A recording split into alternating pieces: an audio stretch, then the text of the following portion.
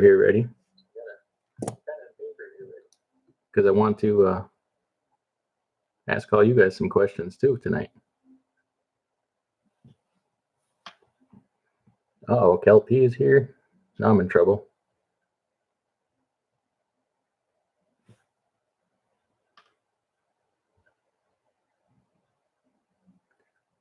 So how many truck driver owner operators do I have in here so far? Homework for me, maybe. Homework is good. That's how we learn, right? At least that's what they tell us in school.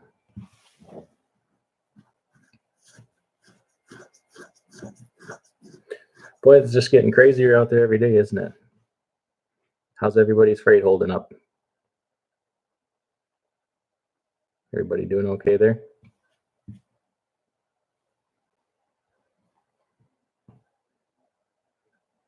Interest is up and the stock market's down. You only get mugged if you go downtown. That's what they say, right? Might be dating myself a little bit.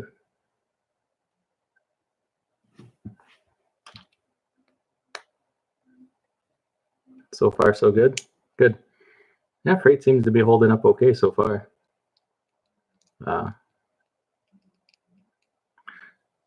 Yeah, it is crazy. I bought some gas for 93 cents a gallon yesterday. That's crazy. You want to talk about crazy? Who thought we'd ever see that again in our lifetime, right? How much is gas out there in South Dakota?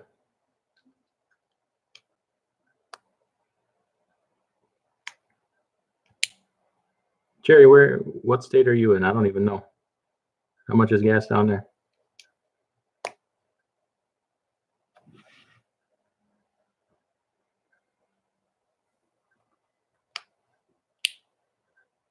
$1.60-ish. That's pretty good. That's 1990s price right there. Getting out of high school time. Florida. Oh my gosh. You're right in the middle of it all down there. Pandemic Central.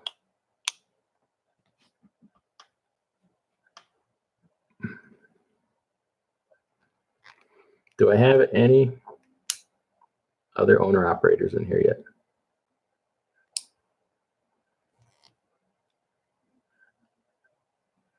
Well, everybody must be busy tonight. I remember gas at 75 cents. I don't. You're a little older than me, though. You've been driving a little bit longer.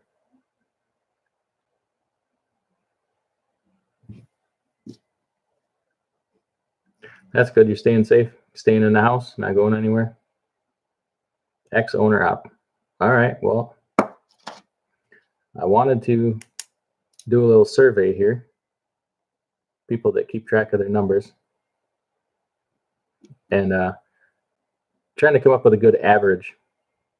I'm working on a project here. And I wanted to get some feedback back from some different owner operators on kind of what your average rate per mile is. You know, all miles, reefer, dry van, doesn't really matter what you do.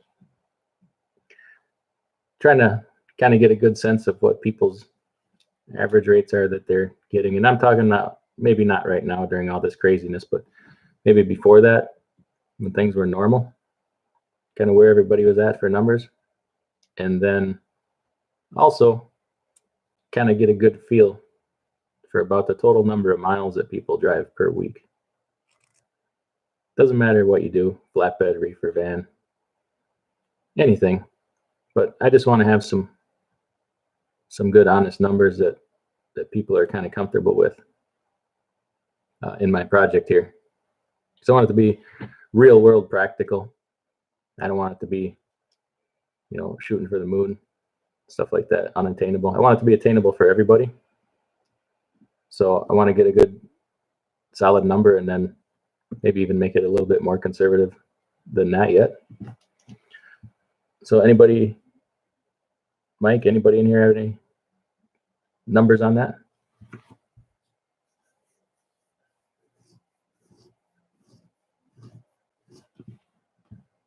anybody who wants to chime in on that?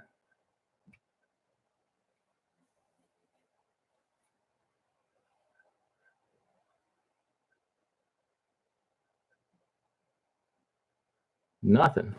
Well, all the truck drivers must be busy tonight. Nobody wanted to hang out. That's okay. What else do you want to talk about? Stock market?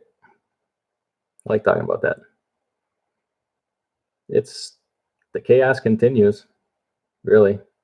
Kind of been trading in a range here. When I shut down, I was at $1.47 all miles. Okay, we're gonna write that down. How many miles a week? The average, what'd you say?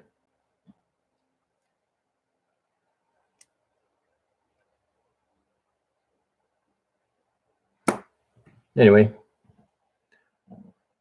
we're gonna see some good opportunities in the stock market for a while. I hope people don't fall for what they call FOMO, fear of missing out. There's bad news yet to come. We haven't even gotten all the bad news yet, and you're going to see more opportunity. I actually expect things to kind of stay sideways for a while. We've been up and down 1,000 points day to day, which in historical terms is just pure madness, but it's become the norm. I don't know if how much they pay attention, but you'll notice things will kind of float along during the day, staying somewhat consistent. But then the last 2 hours of the day, things will either skyrocket up or tank down in the last 2 hours of trading every day. That's because of robo traders. They hold their orders till the end of the day. Oh, Dirty Broke. We got a celebrity in here. How you doing, man? We're just getting started here. Welcome. Glad to see you, man. Anyway, yeah, robo traders are the cause of that, and it sucks for the rest of us. So anytime I've been looking for an opportunity or looking to make a buy or seeing if I want to buy anything that day, I'll wait till the last 2 hours of trading, because the robo traders, they either drive it up, then I won't buy nothing, or they'll tank it. They got target prices, and they can manipulate the algorithm that way. So that's kind of why you're seeing a lot of that going on. After hours trading too, yeah. And most people like you and I we can't do after hours trading. You can. Some brokerages will let you do it under certain terms, not all of them. But, like I said, we haven't seen any kind of a bottom yet. We may have seen a bottom, but you're still going to get opportunities. You're still going to have days where it drops terribly, or we're going to float along for a while. Because let's be honest, first quarter just got over with. Companies haven't even reported their numbers yet. We could theoretically see big major corporations report zero earnings. By the time they got the decreased revenue and service all their debts, they could have nothing. So, if we get a couple of those reported, that's going to affect things a lot. They're going to have to report a drastic drop in the GDP. We're just starting to see unemployment filings come in. So when they have to report a number, man, it's going to be ugly. I don't know if anybody can even speculate what it's going to be. Probably something we've never seen before. And, it's going to cause a reaction. Definitely does. So this is going to go on for a while. Oh, Dirty Broke. I don't know if I know you're a tanker driver. I was looking for some numbers here. I'm working on a project and trying to get a feel of people's average rate per mile, regardless of flatbed or reefer or whatever, and then kind of what a good average mileage per week is that most guys are running. Something, realistic, just honest. And this, I'm thinking pre-pandemic, when things are normal. St. Louis, Missouri. Hey, welcome, my truck. Glad to have you. Are you a company driver, owner, operator? What do we got here?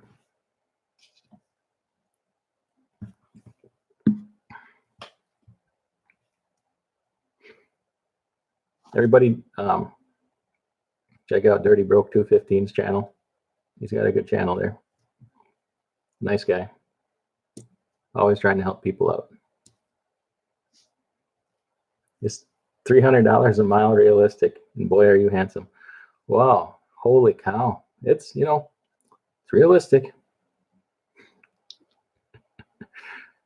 I think the alcohol is getting to your brain, my friend. It's a little too many barley pops this evening, Mr. John. It's all right. How's things in the car hauling business? Is it busy? How's your rates? Are the auto auctions even open? I know you're a car hauler up there. I won't call you a renegade because, you're not. There's no renegade car haulers. They're all upstanding citizens.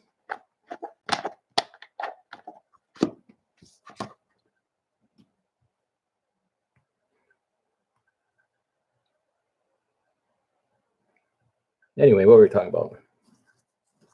Owner operator intermodal. What are rates like on an intermodal? It's something I got no experience with.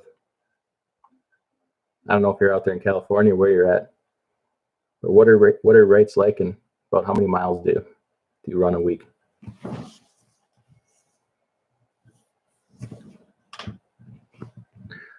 You're going to get more buying opportunities. Oh, I got to stop saying that. John says I need to stop saying, I catch myself saying it now. If you're looking to invest in stuff right now, really sit down and think though first, might I need this money to eat? I'm laid off. Should I invest in oats and bananas? If you got a horse to feed, definitely want to do that. But I know you're building a house right now, so you might want to save them pennies. Anyway, my point was going to be, don't invest anything you can't afford to lose, and if you need the money soon, definitely don't. Crazy time we're living in. Plus, something that people aren't thinking of, and you never want to be greedy and take advantage of somebody else's misfortune. That's just not a good thing to do. But if you're in the market for a car pretty soon, or a house, or whatever, motorcycle, boat, any kind of toy, give it a couple months and start checking Craigslist. People are going to have to get rid of stuff they can't make the payments on. And is it really predatory if you're helping them out too? I mean, if somebody needs to sell something and you come along and buy it at a price they're satisfied with taking, then actually it would really help them out to get out from under the payment. I mean, if both sides are happy, is it really predatory? About $1.16 as a company driver, but that can vary. You got one of them. You got one of them jobs. I think you're a gas hauler, Dirty Broke, right? You're hauling a gas tanker. I've watched you talk about that a lot. Seems like a great job. I know you're really happy with it. That's dang good money. $1.16 a mile as a company driver. Wow. Congratulations. You won life, my friend. As they say. You won at life. Now, as long as you get more than about 10 miles a day, you're in the money, right? Yeah, Mike H, real estate. Yeah, you're going to see some bargains on real estate. Unfortunately, hate to see people lose their house. But if you're going to be in the market for something, just wait. You'll pick up a car real cheap. You'll pick up whatever you want real cheap. What's a smarter investment in today's economy? Tesla stock or heroin? I've been told you can never go wrong betting on the horse, my friend. Although I think heroin's pretty cheap these days. I don't know. Tesla stock? I haven't checked it lately. I wouldn't. It's not my style of investing. I think Tesla's got a bright future ahead of it, but for right now, they don't make money. They're a winner in the technology game, though. I tell you what, they will make money someday, and they'll make a ton of it. Yeah, you're laughing all the way to the bank, aren't you, dirty broke? I know you are. I seen that. I saw that Harley in that video. You're riding around on your wife's Harley, so you must have a Harley too.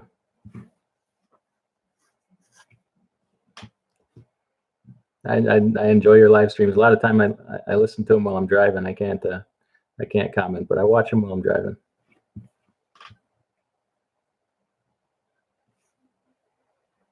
Tesla's technology is going to change the world.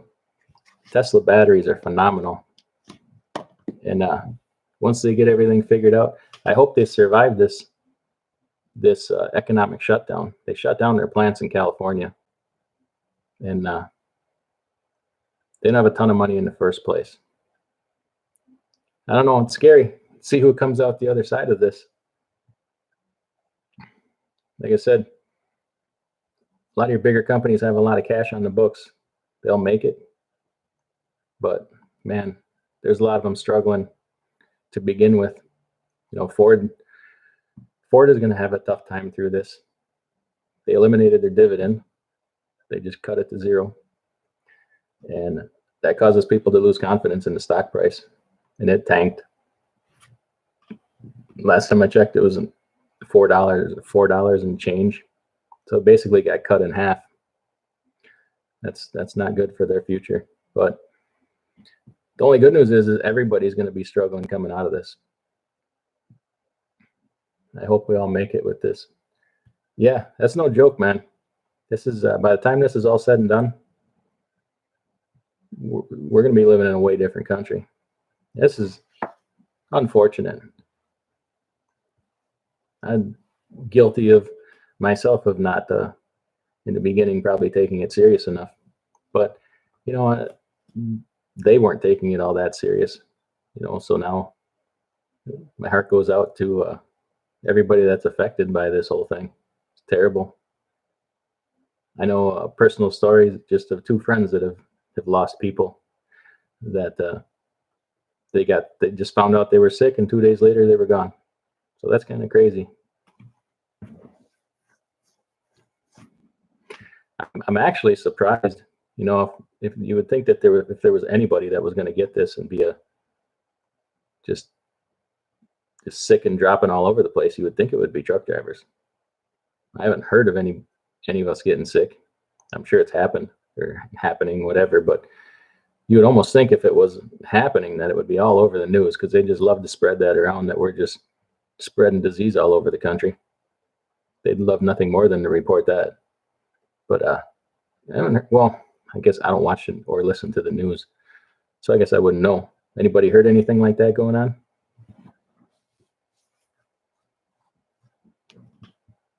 Do we have any more owner operators in here? Independent lease operators? Otherwise, drop a comment if you are. I have questions for you.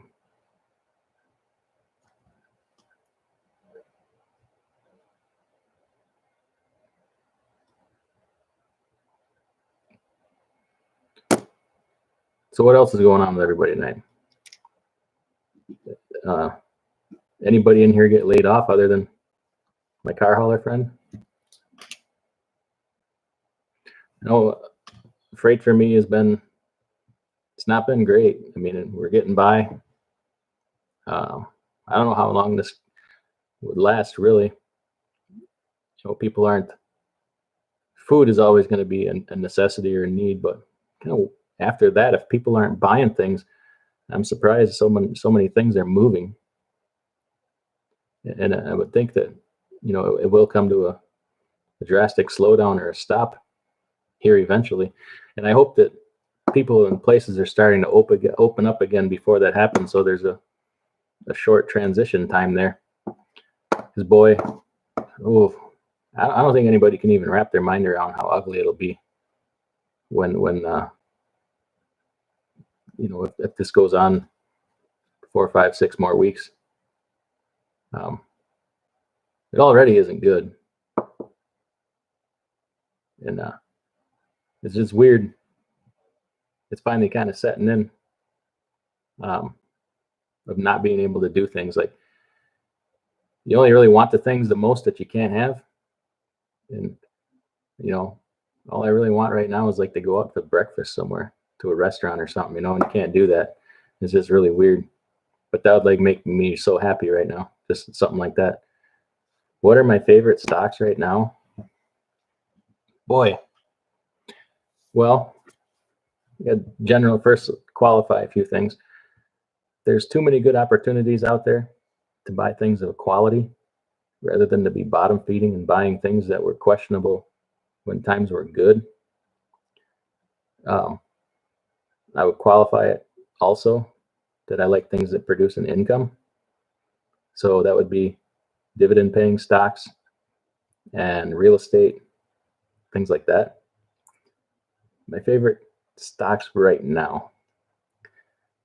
Well, and to be clear, this is not advice. I can't give advice. This is just my opinion.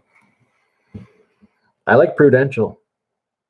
They've been hit hard. They got cut in half from where they were. They were, floating around that $100 a share, and now you can pick them up for under $50 a share. Now there's some stocks that haven't been hit so hard that I like, and people will say, well, why would you just buy something else that's on sale big time? Well, there's more to it than just buying low and selling high. If you're a dividend or an income investor, I also like ones that don't get hammered as hard when times are bad, like right now. It's one thing to say, oh man, this stock, when things are good, this stock went through the roof. Well, what did it do when times were bad? Like now, I would rather have a stock that doesn't go down as much as have one that just shoots through the moon and then tanks every time. So I like things like Procter & Gamble, Kimberly-Clark, Johnson & Johnson. I like these big dinosaur companies that have been around a very long time, that pay a consistent growing dividend over time. I own some stocks that have increased their dividend every year for more than 70 years. That's a big deal. That shows stability. And that takes you back World War II, the dot-com bubble, 9/11, 2008, Vietnam War.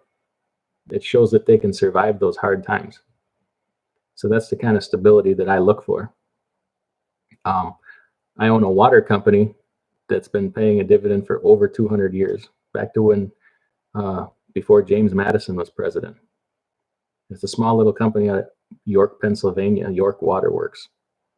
Nothing exciting, but they're there. They'll always be there. They're consistent. Their first water systems in that area were run through hollowed out wooden logs. That's how old this company is. I like things like that.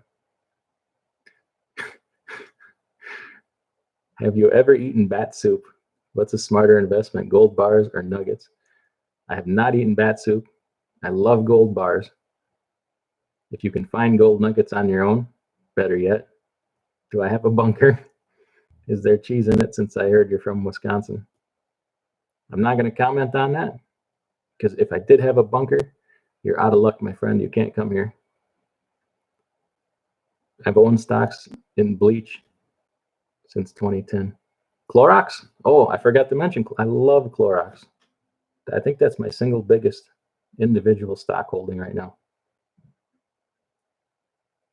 Yes, and companies that people need in tough times. 3M, yep, I own 3M.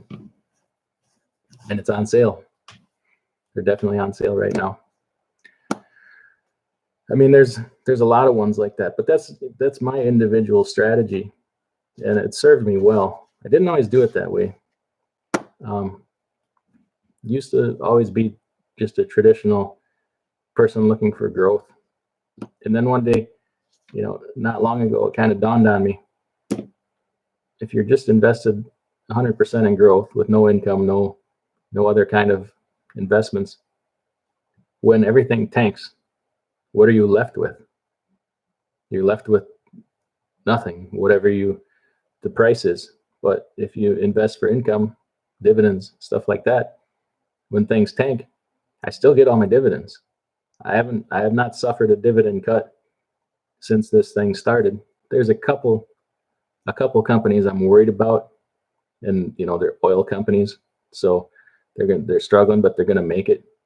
I only invest in the majors, nothing small or speculative, and they're gonna make it.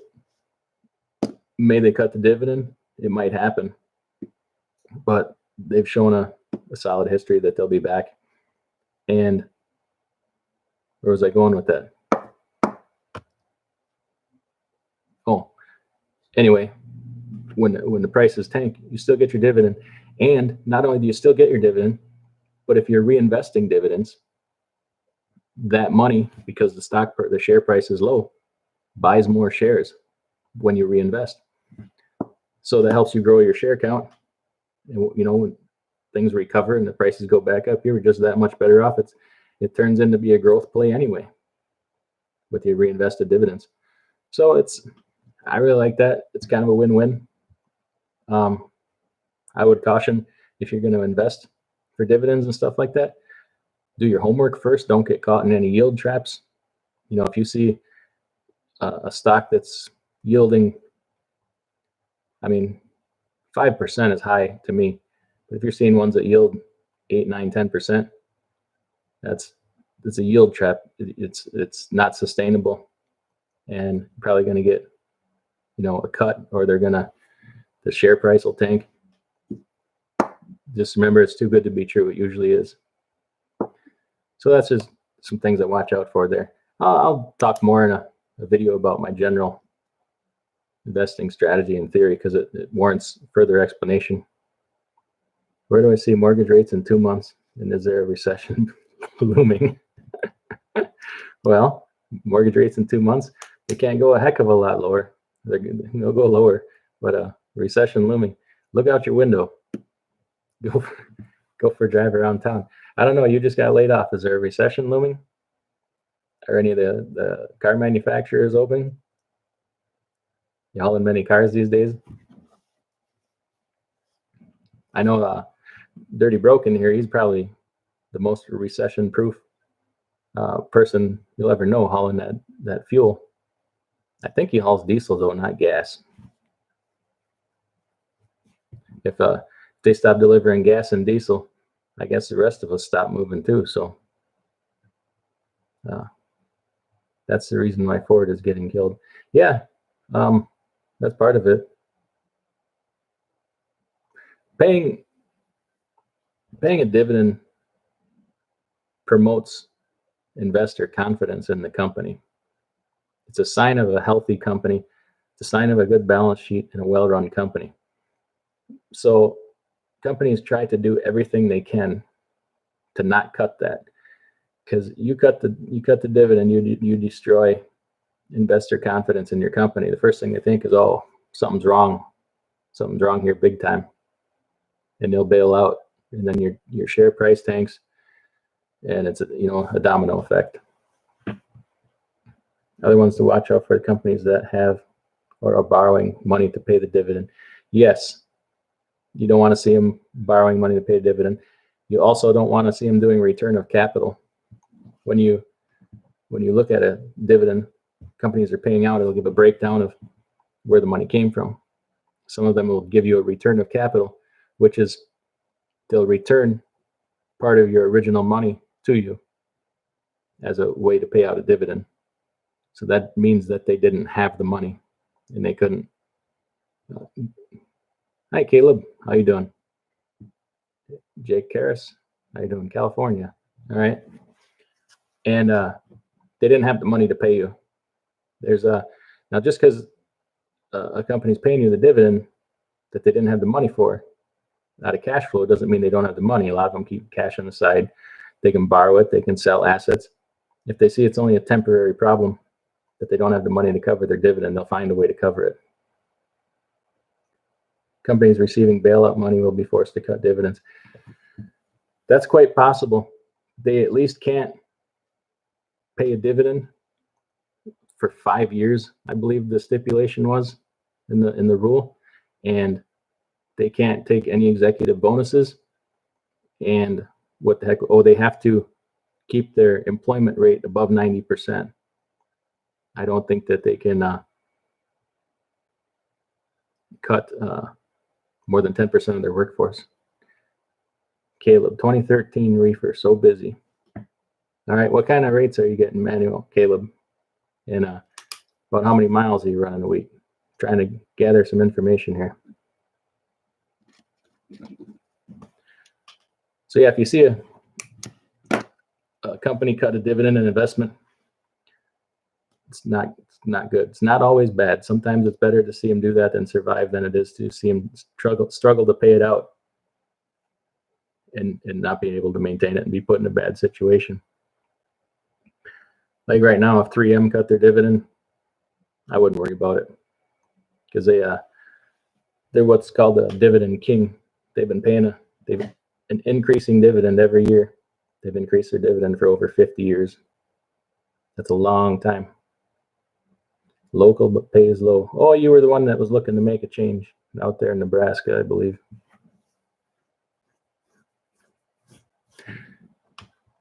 Yeah, I think reefer freight's probably pretty busy right now.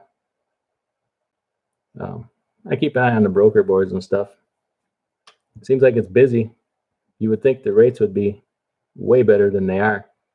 They're better than they were, but my opinion, they should be back up there with 2018 rates for what people are risking being out here to do this job.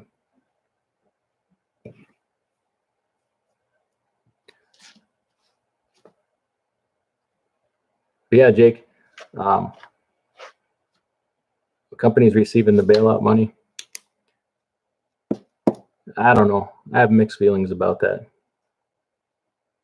I mean, obviously, you can't let take Boeing, for instance. You can't let Boeing fail. I think they're the largest private employer in the country. And if they fail, I mean, the airlines go, everybody goes. That's why I don't, even when times were good, I don't like to invest in airlines, cruise lines, stuff like that, because it seems like they're constantly in trouble. It seems like about every 5 to 10 years, a year that the airlines are in trouble. And then even the times in between when they're trying to recover, it's still not all that great. So that's not my kind of thing. I wouldn't touch them. And certainly wouldn't touch a cruise line. Geez, man. You want to talk about without their customers, they have nothing. All they have is a pile of depreciating assets. Cruise ships that if there ain't people on them cruising, there's nothing you can do with them. Might as well set them on fire because you couldn't sell them. Boeing management sucks right now. Yeah, probably. Yeah, and Boeing makes helicopters for the government too. They do. Same with Raytheon and Lockheed Martin. That's the thing. I kind of view some companies, not only those, but others like utilities, as like quasi-government entities. Like take utilities, for example, like a Duke Energy or Southern Company or whatever utilities you want to pick. They're government regulated to the point that they're darn near a government agency. Their prices are regulated. We can't do without them. And it's not a thing where easily you just say, oh, we'll shut that one off and turn this one on. It doesn't work that way. So they're always supported and propped up that way. And it's guaranteed for them to get their money. Really, the things you got to worry about with them is natural disasters. But in my mind, they're great investments. Trying to make a couple of them core holdings for myself. You just got to get them built up to that position. They're remarkably stable. I mean, then you see something come along like what happened to the one in California. There was a Pacific Gas and Electric. Is that who it was? I think they just got annihilated by them fires. But I like to pick ones that do business in areas that have a little bit more sanity than California. I mean, in the South, you got hurricanes, Florida, the coast and stuff like that. Out west, you got earthquakes. So, like ones that do a lot of business up into as far up into the Kentucky, Tennessee area. Things are pretty stable around there. Duke Energy is kind of all in that whole southeastern area. One of the things I like about Duke, anytime there's a natural disaster or hurricane anywhere down there, man, Duke Energy is on it. They're out helping other power companies, everything. $1,200 stimulus checks. I don't know. I did the math on that, and I use the $6 trillion, not the $2 trillion, because this other $4 trillion is still getting printed. Whatever. Was there 320 million people in this country?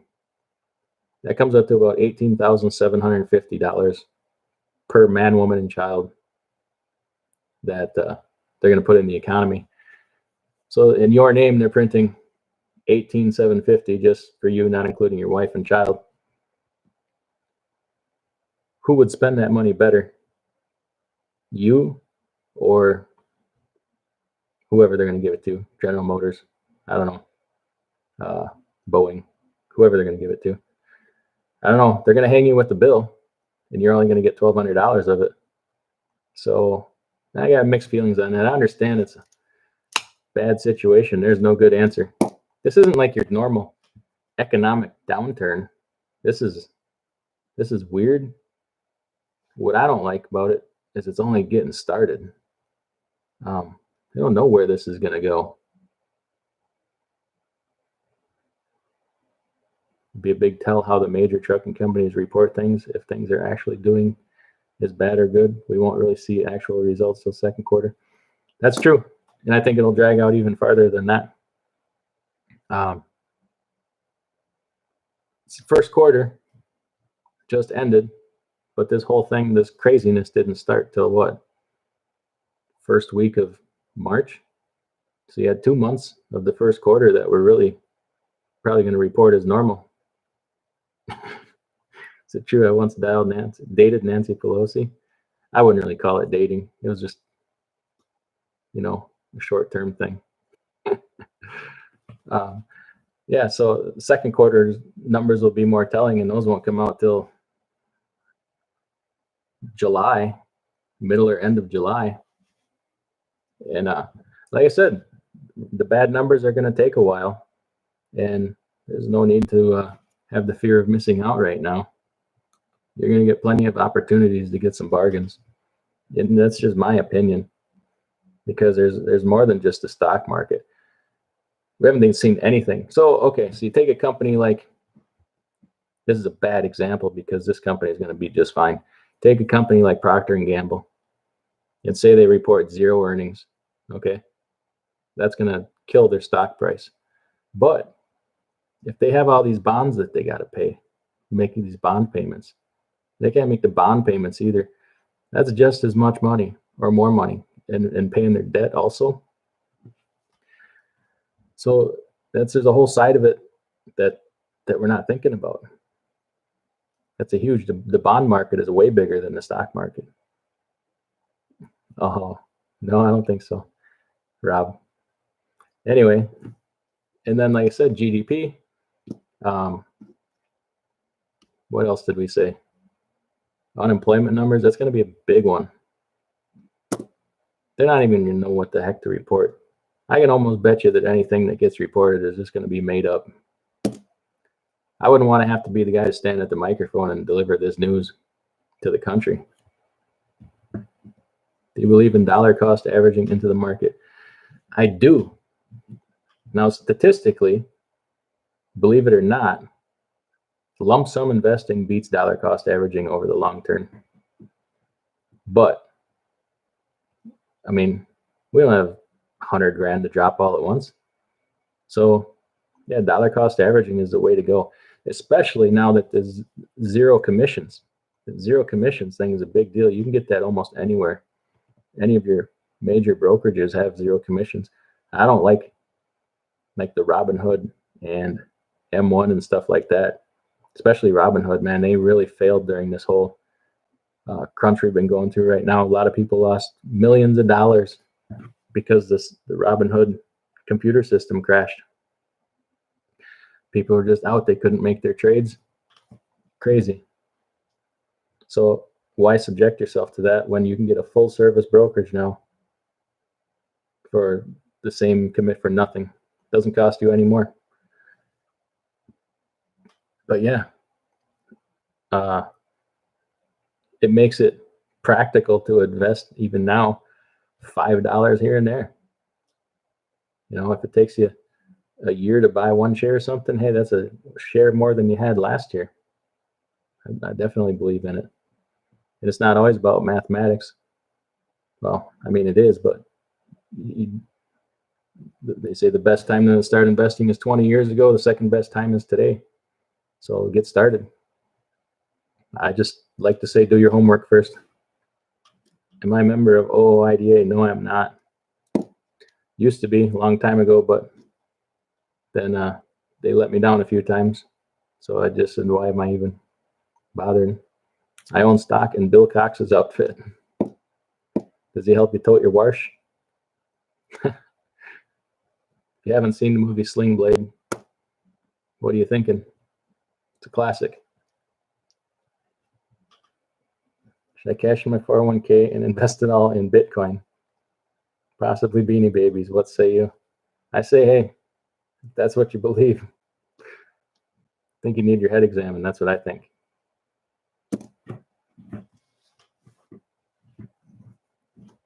Uh-oh, everybody's checking out. Well, I didn't get as many owner operators in here as I was hoping for. That's all right. Anybody have any other questions?